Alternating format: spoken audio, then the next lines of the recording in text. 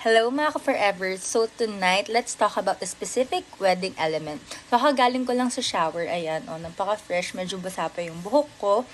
Tapos, as you can see, it's a mirror na naka-engrave yung pangalan nyong mag-asawa.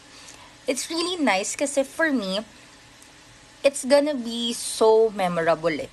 Gusto ko sa wedding ko, for my preference yun, na kakalat siya, na ikakasal na ako, ganyan. Sino bang may ayaw nun, diba? Na super big day nyo yun, tapos may nakikita ng mga tao na ikakasal ka na, parang sarap lang sa feeling, kasi as a young girl, diba, parang dream natin na ikasal tayo sa ating Prince Charming, ayun. At the same time, yung mga guests natin mai-enjoy ito kasi they're going to make memories as well na matatago nila in their phones or cameras na nagpicture sila dyan.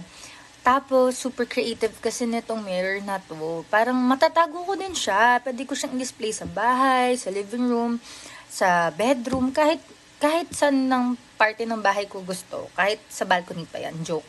Pero super meaningful talaga nito sa akin. Parang napakaganda niya ilagay sa wedding. Hindi talaga yan pwede mawala.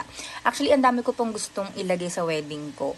Kaya lang napaka-indecisive ko. So, mga forever, please comment down below kung ano pa yung mga wedding element na pwede isama sa wedding. Ayun mga ka-forever. Thank you so much!